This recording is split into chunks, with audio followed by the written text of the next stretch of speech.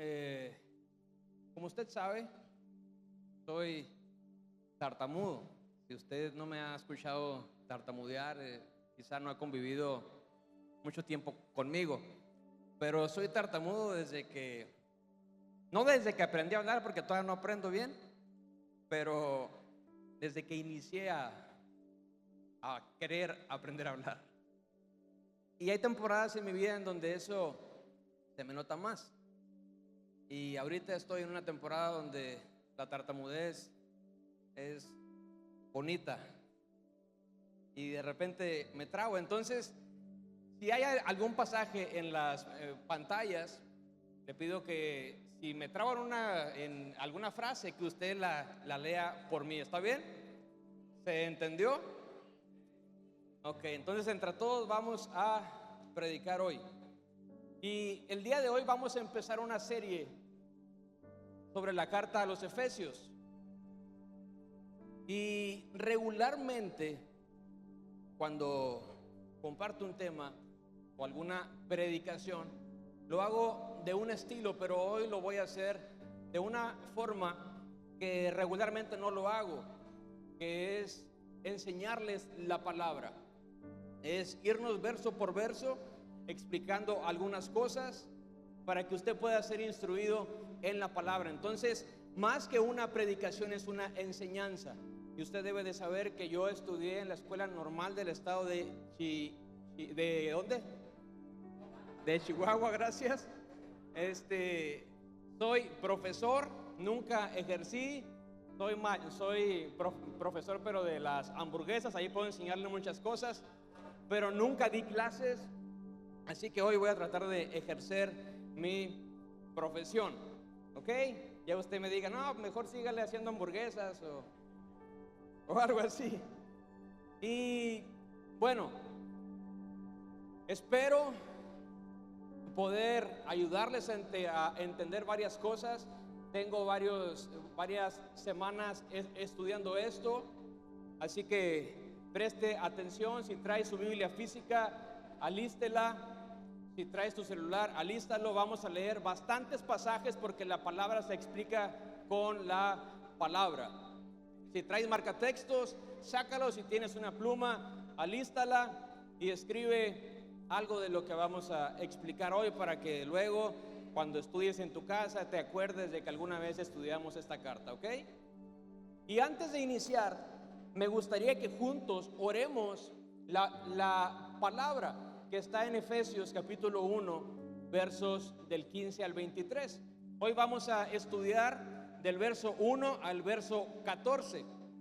Entonces quiero que juntos leamos y oremos la palabra que está en Efesios 1, del verso 15 al 23. Si lo podemos poner ahí en la pantalla, estaría genial.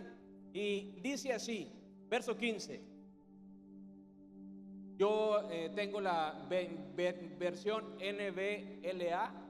Dice así: por esta razón también yo, habiendo oído de la fe en el Señor Jesucristo que hay entre ustedes, y de su amor por todos los santos, no ceso de dar gracias por ustedes, mencionándolos en mis oraciones. Pido que el Dios de nuestro Señor Jesucristo, el Padre de gloria, les dé espíritu de sabiduría y de revelación en un mejor conocimiento de Él. Mi oración es que los ojos de su corazón les sean iluminados, para que sepan cuál es la esperanza de su llamamiento, cuáles son las riquezas de su herencia en los santos, y cuál es la extraordinaria grandeza de su poder para con nosotros los que creemos, conforme a la eficacia de la fuerza de su poder. Ese poder obró en Cristo cuando lo resucitó de entre los muertos y lo sentó a su diestra en los lugares celestiales, muy por encima de todo principado, autoridad, poder, dominio y de todo nombre que se nombra, no solo de este siglo, sino también del venidero. Y todo lo sometió bajo sus pies, y a él lo dio por cabeza sobre todas las cosas a la iglesia, la cual es su cuerpo, la plenitud de aquel que lo llena todo. Ok, eso dice Efesios del 15 a el 23.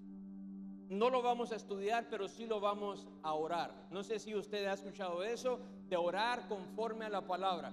A veces, cuando estamos en nuestra casa y queremos orar, batallamos para orar porque no sabemos qué orar o no sabemos cómo orar. Entonces, cuando usted aprende a leer la palabra y a ponerse de acuerdo con la palabra y a orar la palabra, es algo poderoso. Ocurre algo extraordinario. Y eso es lo que quiero que hagamos hoy. Si te sirve como un ejercicio, sería estupendo para que tú lo puedas hacer en tu casa. Nosotros en nuestra casa intentamos enseñar a nuestros hijos a orar conforme a la palabra. No conforme a lo que nosotros pensamos, sino conforme a la palabra, porque la palabra está viva. Cuando te pones de acuerdo con eso, es algo increíble. Por ejemplo, ¿cómo podemos orar este pasaje? Pablo escribe así: mi oración es que los ojos de su corazón le sean iluminados.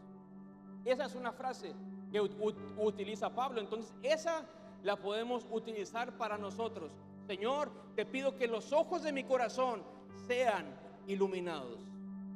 ¿Sí? ¿Se entiende eso?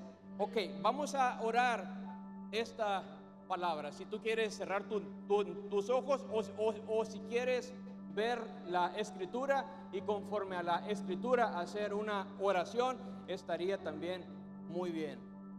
Dice así: Señor,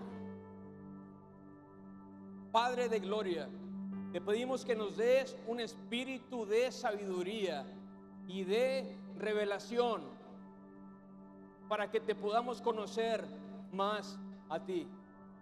Pedimos que los ojos de nuestro corazón sean iluminados para que podamos entender cuál es nuestro llamamiento,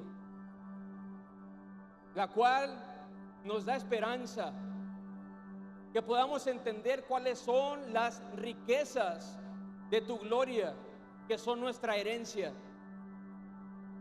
que conozcamos tu extraordinario poder para con nosotros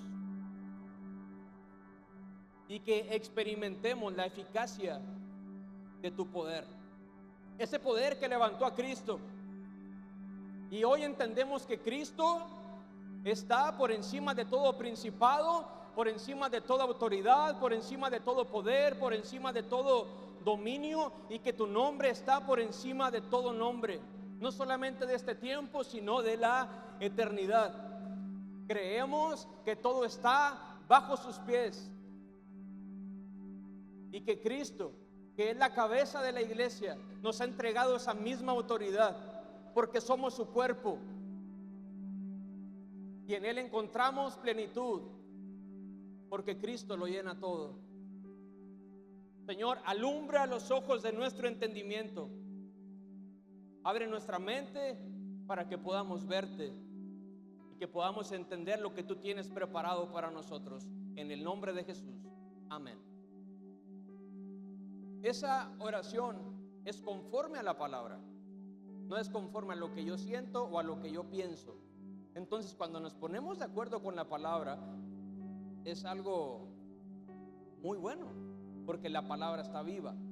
Como si yo voy a orar por un enfermo y la palabra dice: vayan y oren y pongan su mano sobre el enfermo y él va a sanar. Yo no voy a orar por mi autoridad, yo voy y oro con la autoridad que está escrita en la palabra. ¿Y me expliqué? Perfecto. Como vamos a estudiar la carta a los Efesios, debo de contarles algo importante. Pablo escribió esta carta desde prisión, desde la cárcel en Roma, aproximadamente del año 60 al año 62 después de que Cristo nació. Y por muchos es el mejor escrito que Pablo nos deja. Algo importante es por qué para Pablo fue importante escribirle a los Efesios desde la prisión.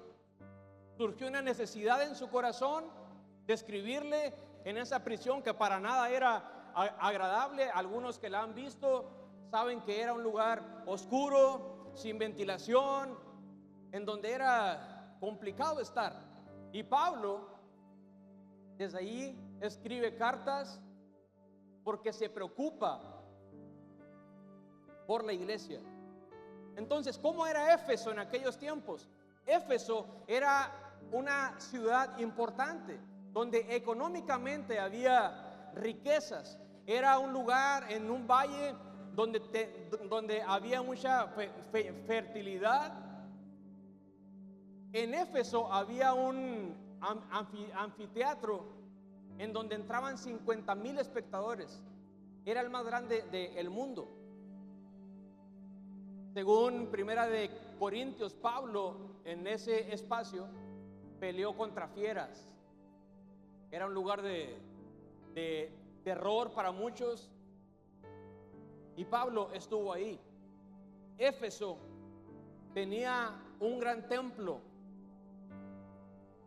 a la diosa Artemisa o Diana, y ese templo se convirtió en una de las 7 maravillas del mundo antiguo.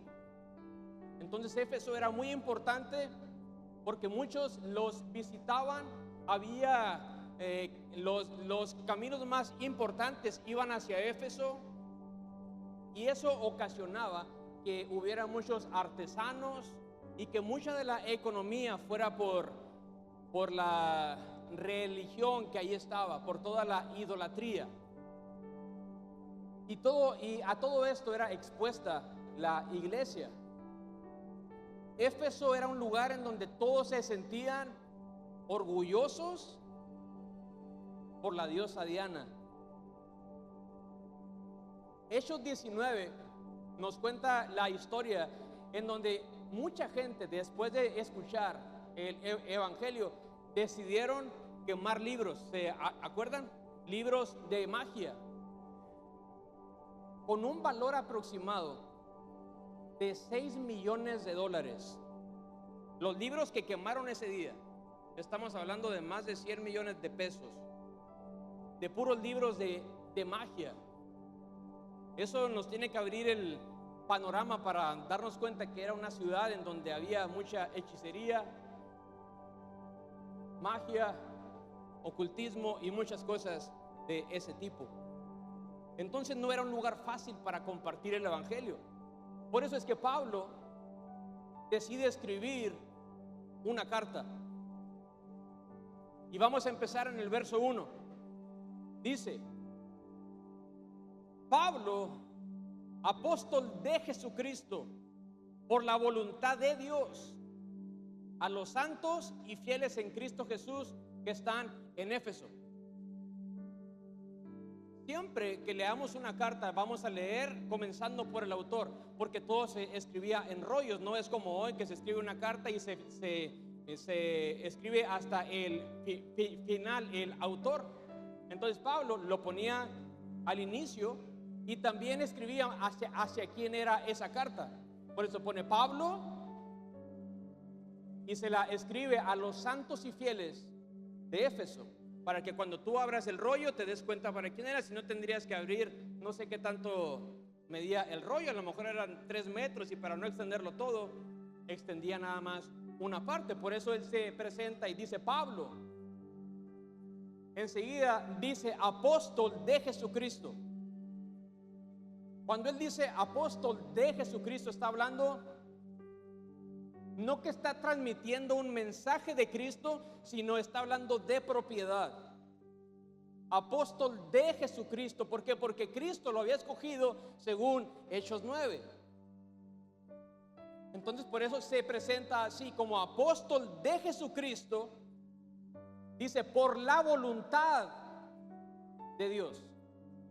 Pablo no fue escogido por otra cosa, no fue escogido por sus habilidades, por los dones, por lo que él hacía bien o por lo que él hacía mal. No, fue escogido por la voluntad. Voluntad puede ser soberanía de Dios, porque Dios así quiso. ¿A quién? A los santos y fieles. Santos significa apartados. Otro significado puede ser pureza. Entonces, no era dirigido hacia todos, era para los santos y fieles en Cristo. Vamos a escuchar varias veces que Pablo escribe por la voluntad de Dios, y vamos a escuchar muchas veces en donde él escribe en Cristo. Algo importante es que aquí Pablo se presenta como apóstol, pero en el capítulo 3, verso 1, en el capítulo 4, verso 1 y en el capítulo 6, verso 20 se presenta como preso en Cristo. Dice, soy preso en Cristo. No se presenta como un apóstol. Él sabe que si es prisionero es por el nombre de Cristo, es por el precio de Cristo, y más adelante vamos a ver algo increíble de esto. Pero quiero que en las pantallas veamos Hechos capítulo 9 del verso 4 al 6 y del 15 al 16. Vayamos ahí a su Biblia, si lo quiere subrayar sería bueno. Dice así: cuando Pablo va camino a Damasco, dice, él cayó al suelo y oyó una voz que dijo, Saulo, Saulo, ¿por qué me persigues? ¿Quién eres, Señor? Preguntó. Yo soy Jesús. Contestó esa voz. Levántate y entra a la ciudad, que allí se te dirá qué tienes que hacer. Verso 15. Está hablando con Ananías. Ve, insistió el Señor, porque ese hombre, hablando de Pablo, es mi instrumento escogido para dar a conocer mi nombre tanto a las naciones y a sus reyes como al pueblo de Israel. Yo le mostraré cuánto tendrá que padecer por mi nombre. Entonces Pablo es escogido como apóstol cuando va camino a asesinar, a torturar a los cristianos. Tiene una revelación de Cristo, escucha su voz, ahí es escogido, pero le dice a Ananías, Dios le dice a Ananías, vas a ir con ese hombre llamado Saulo, porque me es escogido, y le tengo que decir que lo he escogido para que padezca por mi nombre. Entonces Pablo fue llamado a padecer. Verso 2 dice, gracia y paz a vosotros de nuestro Padre y del Señor Jesucristo. Gracia y paz era un saludo que se daba casi a todas las cartas. Gracia y paz, y hace mención de nuestro Padre y del Señor Jesucristo. En este capítulo Pablo sí habla sobre la Trinidad, sí habla sobre el Espíritu Santo, pero en esta parte nada más menciona al Padre y a Jesús. Dice verso 3, bendito sea el Dios y Padre de nuestro Señor Jesucristo. Hace mención de Dios y Padre. No sé si usted sepa, pero en Mateo, si me lo pueden poner en la pantalla, Mateo 27:49. Mateo 27:49.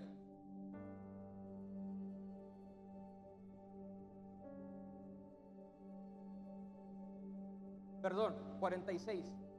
27:46.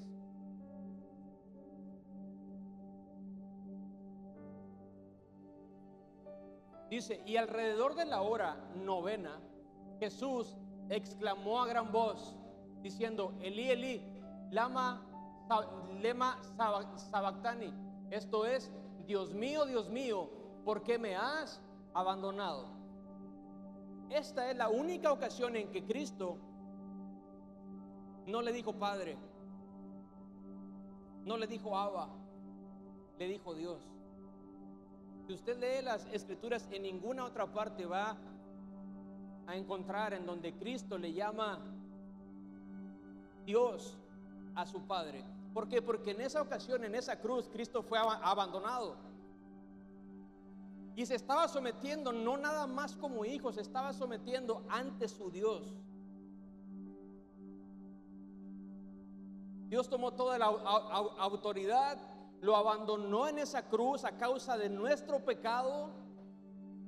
Y cuando Él siente el peso de nuestros pecados, se siente abandonado por Dios y le dice: Dios mío, ¿por qué me has abandonado?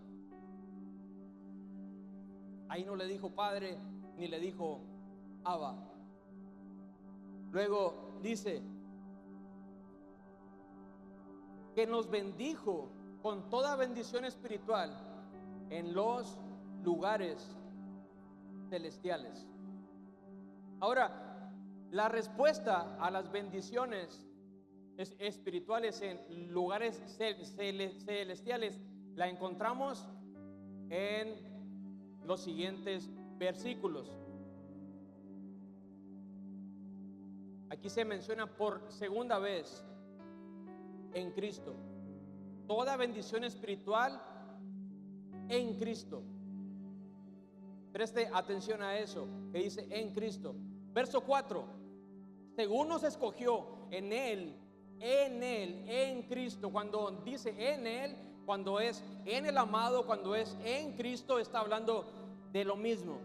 Según nos escogió en Cristo antes de la fundación del mundo, para que fuésemos santos y sin mancha delante de Él. Aquí es la tercera vez que dice nos escogió en Él, en Cristo, en el amado. Pablo tuvo un encuentro con Cristo en Hechos capítulo 9, pero ahí no inició su historia. Su historia es que Cristo lo había elegido desde antes de la fundación del mundo. Pablo escuchó la voz en Hechos capítulo 9, pero él fue apartado para Dios desde antes de nacer. Entonces, si nosotros estamos aquí, no es porque Él nos ha escogido hace 1 año o 2 años o 3 años. No, Él nos escogió desde antes de la fundación del mundo. No te eligió el día que tenías un problema y te acercaste o viniste a la iglesia. No. El Señor te escogió desde antes de crear todas las cosas. Luego dice, alguien que si me pueden poner por favor Gálatas capítulo 1 versos 15 y 16. Dice: sin embargo, Dios me había apartado desde el vientre de mi madre y me llamó por su gracia, cuando Él tuvo a bien revelarme a su Hijo para que yo lo predicara entre los gentiles, y no consulté a nadie. Ahí está hablando Pablo. Me escogió en Él por su gracia. ¿Desde cuándo? Desde antes de que naciera. Entonces nos escoge por su gracia, nos revela a su Hijo, nos santifica y nos envía. Verso 5. En amor, habiéndonos predestinado. Predestinado es escogido. En amor, habiéndonos escogido para ser adoptados hijos suyos por medio de Jesucristo, según el puro afecto de su voluntad. Otra vez menciona de su voluntad. Fuimos escogidos por su gracia, por su voluntad, porque Dios es soberano. Vamos a Juan capítulo 1 versos 12 y 13.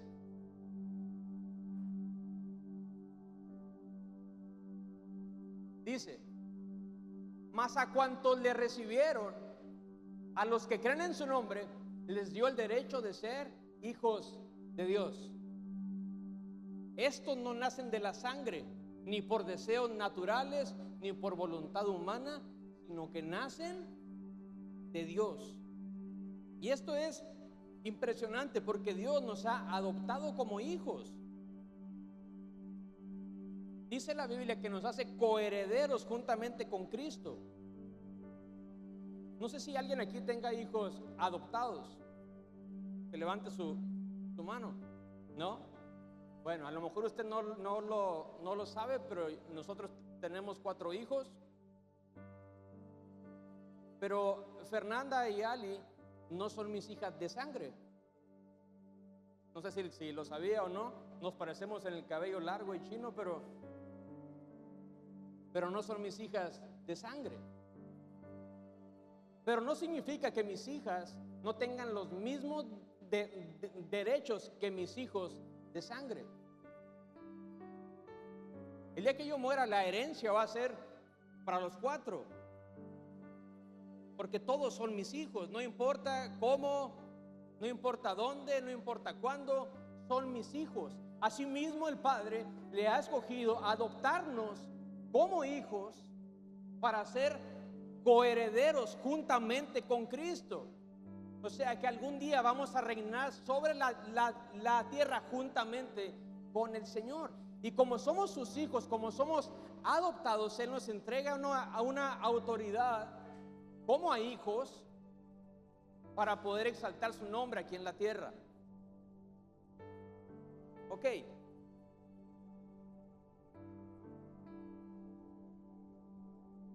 Verso 6.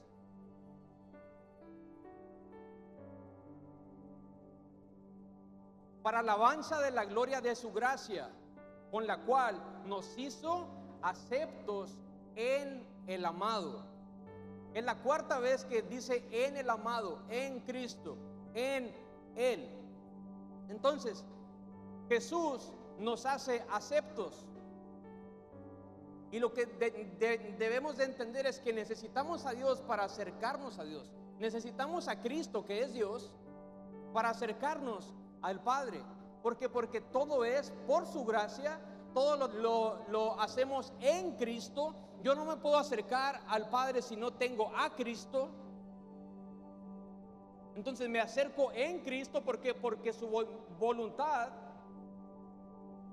me llamó, por su voluntad me escogió, porque tiene gracia sobre mí, para alabanza de la gloria de su gracia, en la cual, en su gracia, nos hizo aceptos en el amado.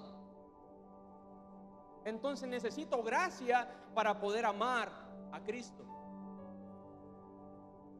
Es imposible amar a Dios sin tenerlo a Él. Verso 7. En quien tenemos redención por su sangre. ¿Me puedes poner Primera de Pedro, capítulo 1, del 18 al 23?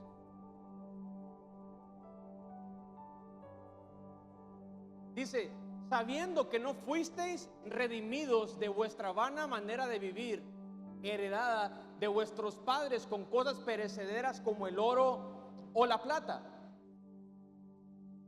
sino con sangre preciosa, como de un cordero sin tacha y sin mancha, la sangre de Cristo.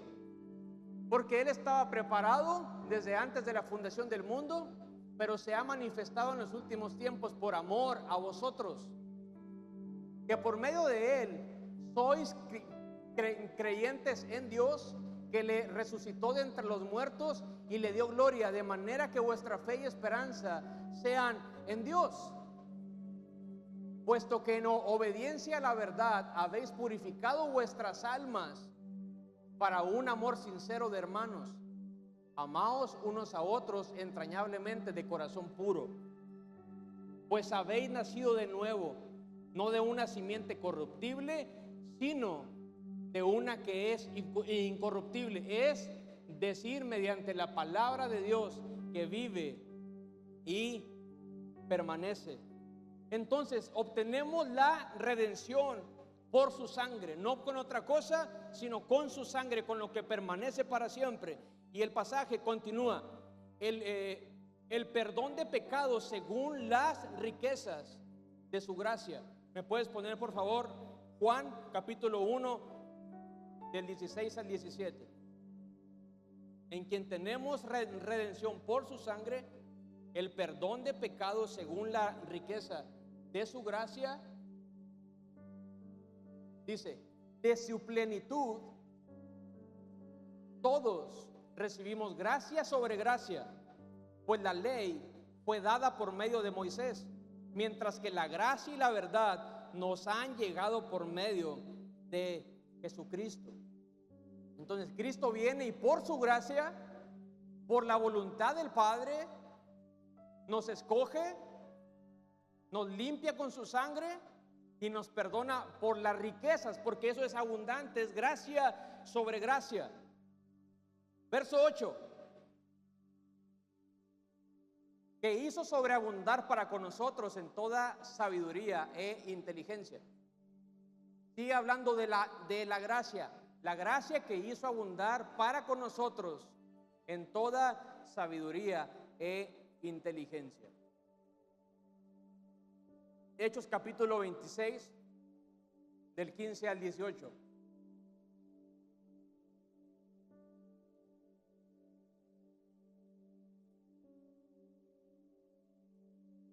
Es Pablo.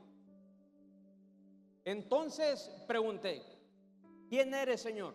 Yo soy Jesús, a quien tú persigues, me contestó el Señor. Ahora ponte en pie, me he aparecido a ti con el fin de designarte siervo y testigo de lo que has visto de mí. Dice, de lo que has visto de mí. Entonces, la revelación que tengamos de Cristo nos va a mostrar los misterios que Cristo nos quiera revelar, misterios de su voluntad. Entonces no puedo depender de la experiencia de los demás, sino que tengo que acercarme al Padre por medio de Cristo, por medio de su gracia, para poder escuchar la voz que está hablando. Entonces Pablo escucha esa voz que les dice: ahora ponte en pie, me he aparecido a ti con el fin de designarte siervo y testigo de lo que has visto de mí y de lo que te voy a revelar. Te libraré de tu propio pueblo y de los no judíos. Te envío a ellos para que les abran los ojos y se conviertan de las tinieblas a la luz y del poder de Satanás a Dios, a fin de que por la fe en mí reciban el perdón de los pecados y la herencia entre los santificados. Entonces, entre más me acerco a Jesús, o entre más intento conocer a Jesús, entre más me esfuerce por escuchar su voz, voy a adquirir sabiduría e inteligencia. No sé qué hacer hoy, no sé cómo debo actuar hoy, no sé qué tengo que responder hoy, no sé qué elegir hoy. Entre más me acerque a Jesús, voy a recibir sabiduría e inteligencia, porque esa es una palabra que está escrita.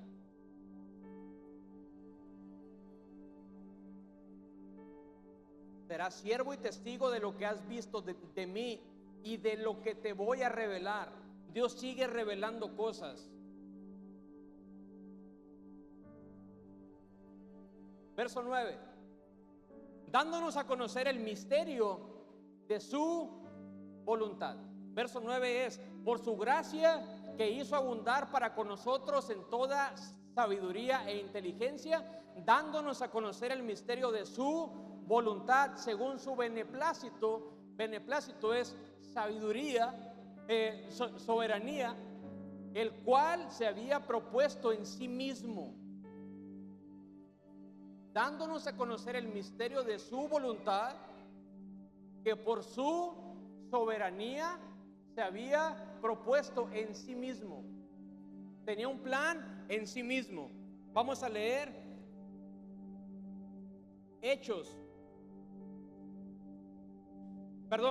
Isaías, el 53, verso 53, del 10 al 12.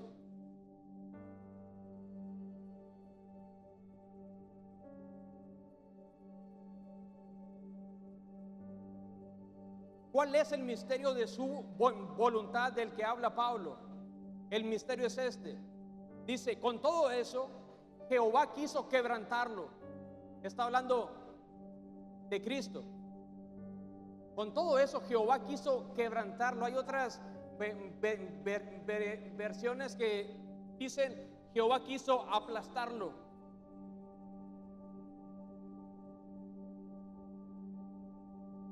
Jehová quiso quebrantarlo, sujetándole a padecimiento. Cuando haya puesto su vida en expiación por el pecado, verá linaje, vivirá por largos días, y la voluntad de Jehová será en su mano prosperada. Entonces Jehová quiso quebrantarlo. ¿Para qué? ¿Qué va a pasar enseguida? El siguiente: verá el fruto de la aflicción de su alma. Significa que Cristo verá el fruto de la aflicción de su alma y quedará satisfecho. ¿Cuál es ese fruto? Nosotros, tú y yo somos ese fruto del padecimiento en esa cruz. Jehová quiso quebrantarlo. ¿Por qué? Por amor. ¿A quién? A ti y a mí. Y el padecimiento de Cristo verá el fruto del padecimiento de su alma y quedará satisfecho. Por su conocimiento justificará mi siervo justo a muchos y llevará las iniquidades de ellos. Por tanto, yo le daré parte con los grandes, y con los fuertes repartirá despojos, por cuanto derramó su vida hasta la muerte y fue contado con los pecadores, habiendo él llevado el pecado de muchos y orado por los transgresores. Ahí en Isaías dice: el cual se había propuesto en sí mismo. En sí mismo es algo similar a por su nombre. Cuando Dios no encuentra una razón para bendecirnos, cuando Dios no encontraba una razón para, que encontrara una razón en nosotros para perdonarnos, para apartarnos, para limpiarnos, cuando veía pura maldad en el hombre, dijo: no encuentro una razón para perdonarlos.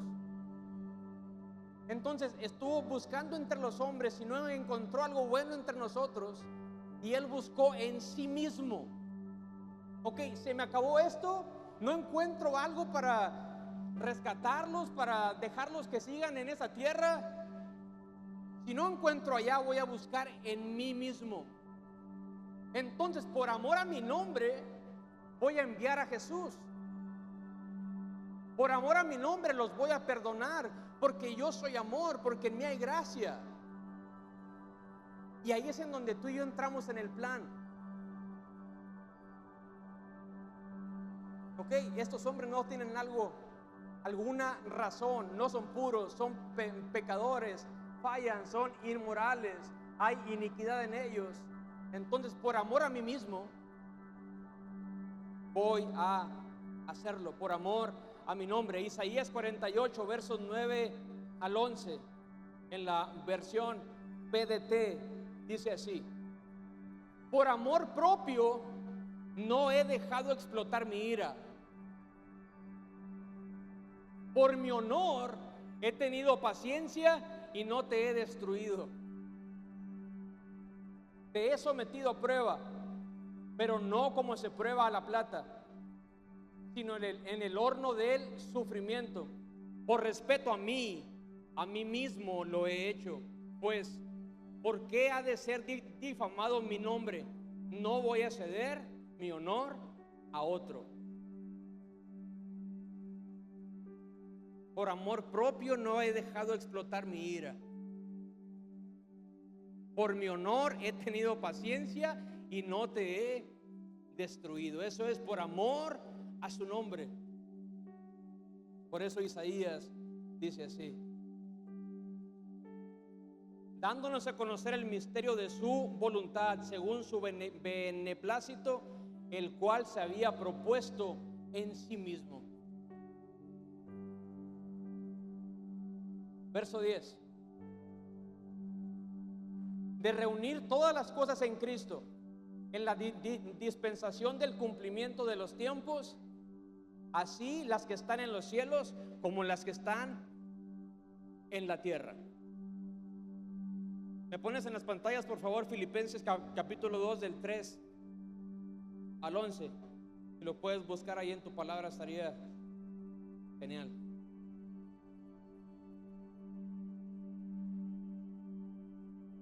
Entonces,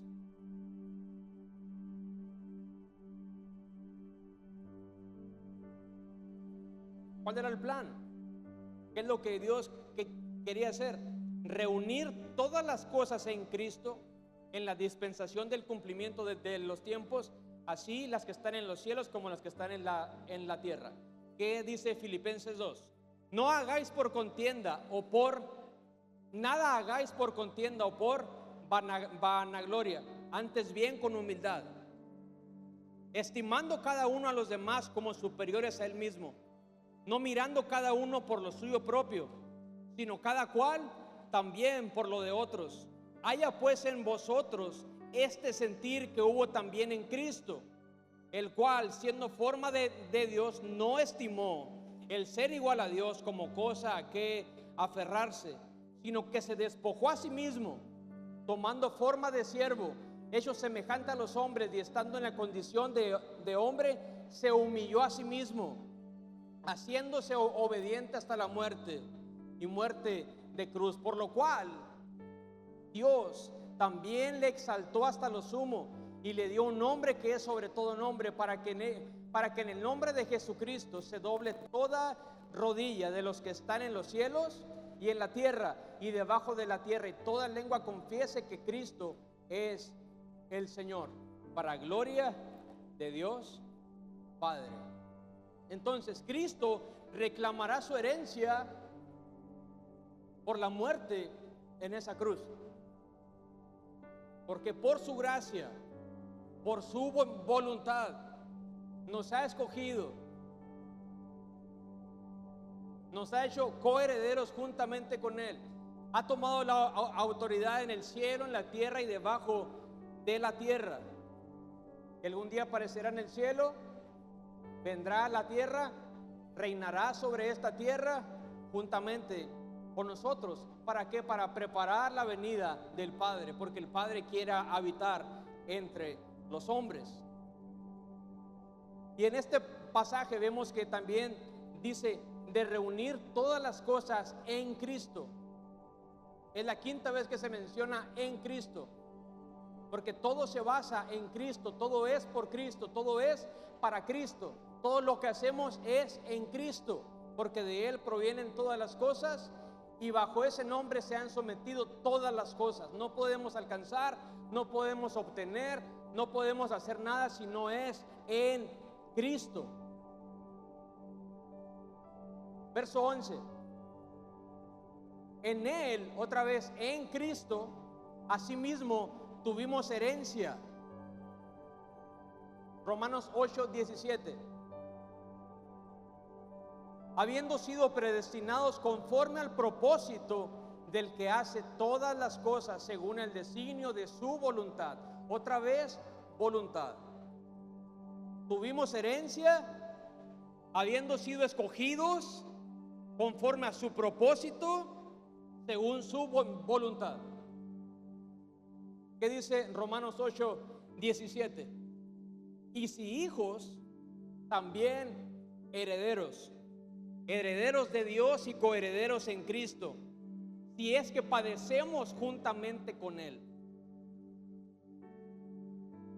para que juntamente seamos glorificados.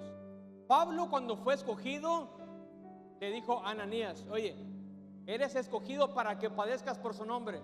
¿Se acuerda? Cristo padeció en la cruz.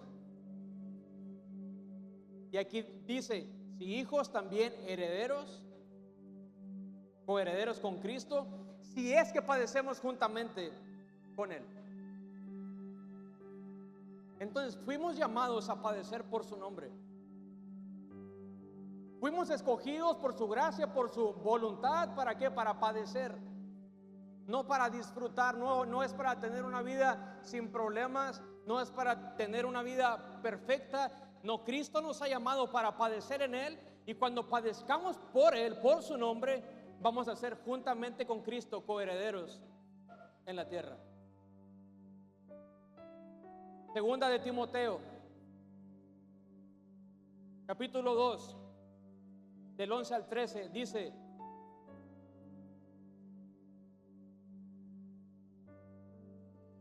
palabra fiel es esta: si somos muertos con Él, también viviremos con Él. Si sufrimos, también reinaremos con Él.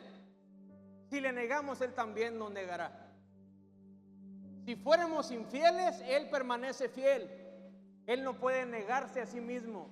Otra vez, por amor a su nombre, por amor en sí mismo, continúa siendo fiel para con nosotros. Por eso sus misericordias son nuevas cada mañana. Por nosotros mismos no podemos hacer algo.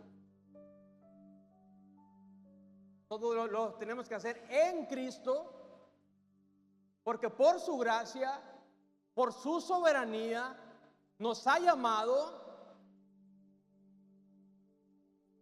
para que recibamos las bendiciones espirituales.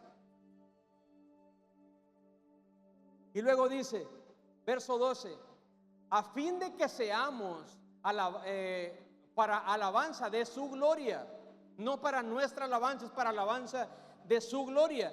Nosotros los que primeramente esperábamos en Cristo. El que se lleva la gloria siempre debe ser Cristo. Entonces nos tenemos que humillar voluntariamente delante de Él. Porque los logros que tú tengas no son por ti. Lo que tú has construido no es por ti. La manera en que enseñas, en que hablas, en que le sirves al Señor, no es por ti. Todo eso lo obtenemos en Cristo por amor de su nombre.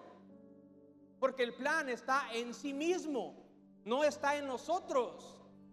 Somos coherederos cuando decidimos padecer juntamente con Cristo. Y aunque seamos infieles,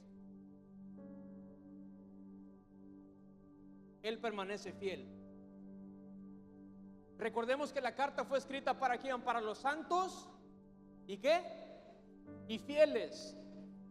Santos apartados. Fieles significa con un compromiso. Aquellos que tienen un compromiso. No significa que nunca voy a fallar.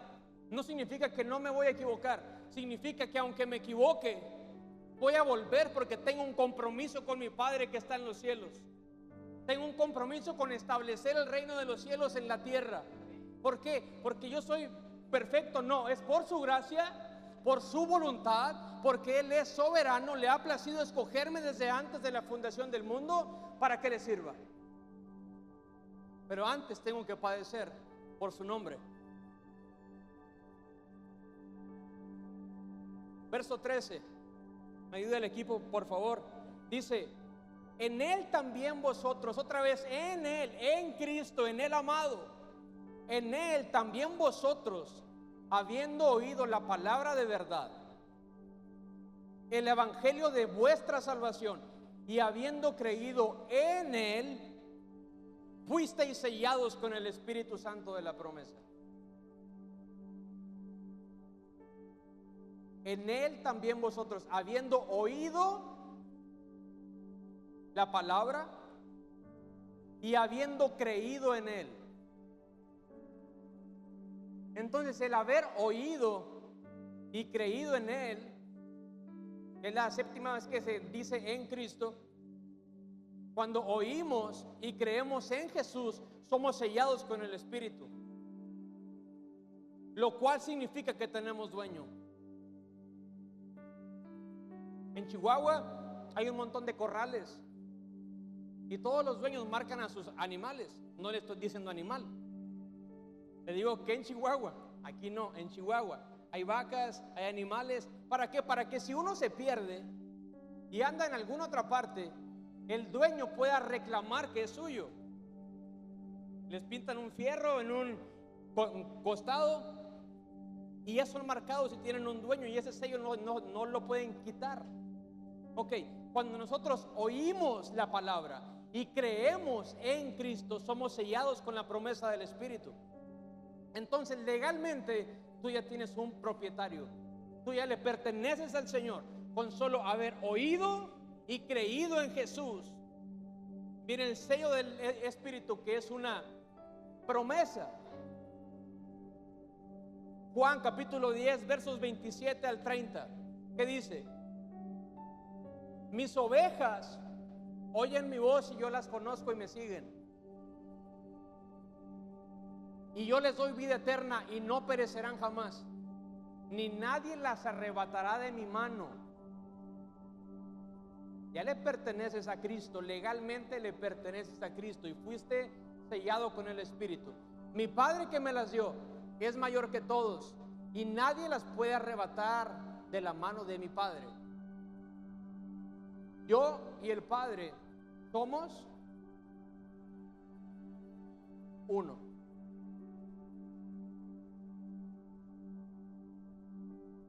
Es impresionante cómo cuando oímos de Cristo y creemos en Cristo y nos sella con su Espíritu, nada nos puede robar de ese lugar que ya nos pertenece, por su gracia, por su voluntad, por su soberanía, no de este tiempo, sino desde antes de la fundación del mundo. Te apartó para Él y sigue confiando en ti acá, a pesar de la infidelidad, porque Él sigue siendo fiel por amor a su nombre, porque el plan está fundado en sí mismo, no en nosotros. Verso 14.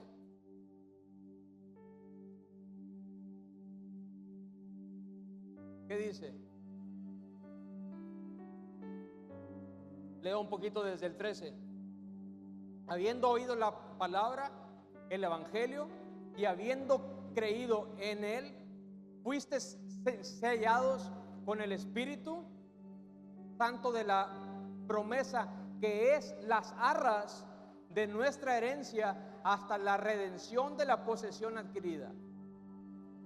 Ok, arras significa garantía o anticipo. Entonces, el Espíritu Santo es la garantía de que Cristo va a venir a la tierra, dice, hasta la redención de la posesión adquirida. Esto es la restauración de todas las cosas. A Cristo dice: conviene que me vaya, pero no los voy a dejar solos, les voy a dejar al Espíritu Santo.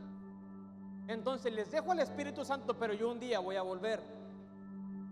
Les dejo al Espíritu Santo como garantía de que yo voy a estar con ustedes, pero algún día voy a aparecer en las nubes, voy a descender a la tierra, y juntos, como son coherederos juntamente conmigo, vamos a restaurar la tierra. ¿Para qué? Para que el Padre descienda y habite entre los hombres. Ese es el plan, ese es el misterio de su voluntad. Y el Espíritu Santo nos ayuda a mantenernos hasta que llegue ese tiempo. Hechos capítulo 3 verso 21. Es Pablo y Juan cuando acaban de orar por el cojo y se arma un alboroto, y Pedro comienza a hablar y dice esto. Está hablando de Jesucristo. Es necesario que Él permanezca en el cielo hasta que llegue el tiempo de la restauración de todas las cosas, como Dios lo ha anunciado desde hace siglos por medio de sus santos profetas. Entonces Cristo está en el cielo, pero Pedro nos enseña que es necesario que Él permanezca allá hasta que llegue el tiempo de la restauración de todas las cosas, como Dios lo ha anunciado de hace siglos por medio de los santos profetas. Eso es algo extraordinario, porque tú y yo somos parte de ese plan. Esa palabra que está ahí está por ocurrir.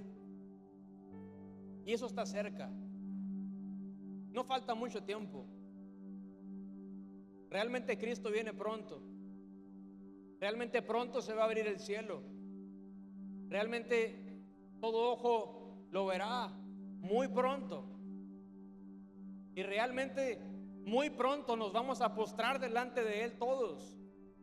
Filipenses 2 dice: nos vamos a postrar delante de Él, los que están en el cielo, en la tierra y debajo de la tierra. Los del cielo se postran porque lo han visto, lo conocen, han experimentado esa gloria. Los del infierno se postrarán en contra de su voluntad. Pero en la tierra va a haber hombres que se postren delante de Él por voluntad propia, y otros a los que las piernas se les van a quebrar para que se postren delante de Jesús y que su lengua va a confesar que Cristo es el Señor.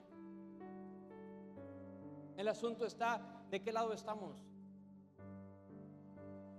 De los que entendemos que todo es por Cristo, en Cristo, para Cristo, y que nos ha escogido por su voluntad, por su fidelidad, por un plan que permanece en sí mismo para siempre. Y ese plan no cambia. El amor que Él tiene por sí mismo no cambia. Y por eso sigue extendiendo la misericordia y la gracia para con nosotros. Ponte sobre tus pies.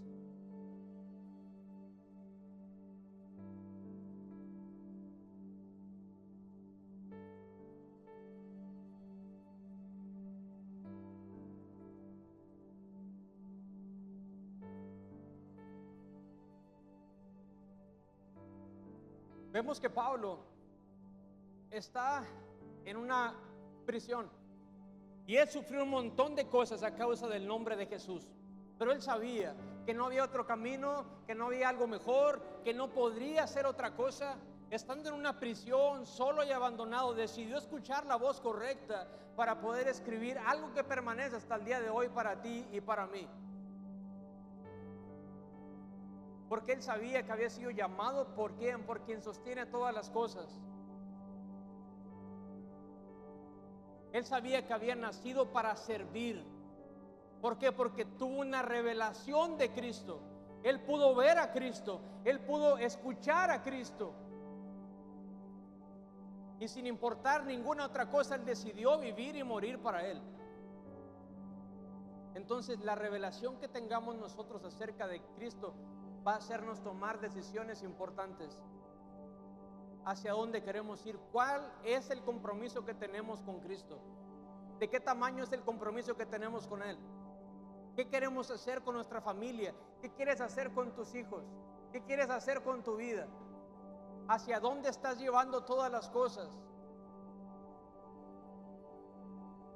Y si no encuentras una razón para servirle a Jesús, el Señor sí la encuentra en sí mismo.